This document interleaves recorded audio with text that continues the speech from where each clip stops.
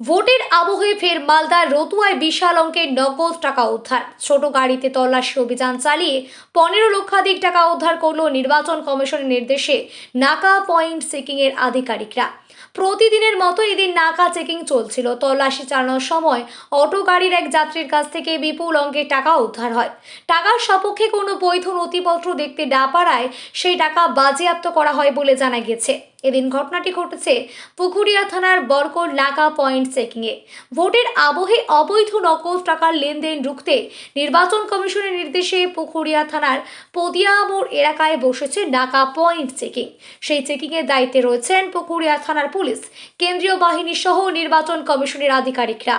সেই তল্লাশি অভিযানে দুটি গাড়ি থেকে নগদ 15 লক্ষ টাকা উদ্ধার হয়। কোনো বৈধ নথিপত্র দেখতে না পারায় আধিকারিকরা সেই টাকা বাজেয়াপ্ত করে সমস্ত প্রক্রিয়া সম্পন্ন করার পর ঊর্ধ্বতন কর্তৃপক্ষের কাছে টাকা পাঠিয়ে দেন বলে জানা গিয়েছে। দেখুন, প্রথমে যে 10 লাখ টাকা ধরা পড়েছিল, সেই 10 লাখ টাকাতে মর্নিং শিফটিংয়ে যে নোডাল অফিসার ছিল তিনি ধরেছিলেন 10 লাখ টাকা। এবার 10 লাখ টাকা আমাদের যেটা ইনফরমেশন দিয়েছে সেটা আইটি দপ্তর সেই 10 লাখ টাকার ইনকোয়ারি করবে।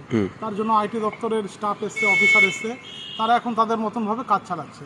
তারপরে আমরা সেকেন্ড টিমের পর আমরা যখন আবার ইনকোয়ারি করার সময় আমরা একজনকে ধরতে পাই, অটোতে প্যাসেঞ্জারি করে যাচ্ছিল। তার কাছ থেকে আমরা বর্তমানে অ্যাপ্রক্স 5 লাখ মানে পেয়েছি। এবার সে তার তথ্য অনুযায়ী ব্যাংক থেকে টাকাটা তুলে নিয়ে এসেছিলো তার নিজের লেবারদের পেমেন্ট মেটানোর জন্য। সেই হিসাবে আমরা ব্লককে ইনফর্ম করি। ব্লক লেভেলের অফিসাররা বর্তমানে আসছে, বড়বাবু আসছেন, তারা বিচার করবে যে সেই টাকাটা কী পারপাস ইউজ হচ্ছে এবং আমরাও সবাই আছি।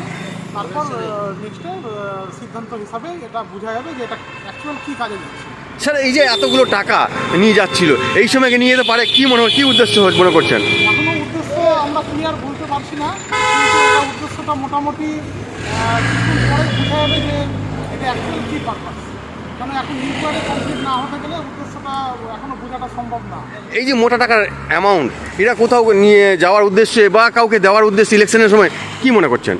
না, এখন অবধি যা প্রমাণ পাওয়া গেছে ইলেকশনের সঙ্গে জড়িত সেরকমভাবে আমার মনে হয় না হচ্ছে।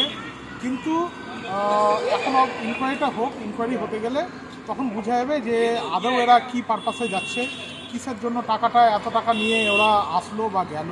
হ্যাঁ, এই ব্যাপারটা পুরোপুরি ইনকোয়ারি ছাড়া আমরা কিছু সিদ্ধান্ত নিতে এখন বর্তমানে। যাকে তোলা হয়েছে, ধরেছেন, কি নাম ওনার? প্রথমে যাকে তোলা হয়েছিল মানে ধরা হয়েছিল তার নাম দেবাশিস দাস, যেটা 10 লাখের ব্যাপারটা ছিল, তার নাম হচ্ছে দেবাশিস দাস।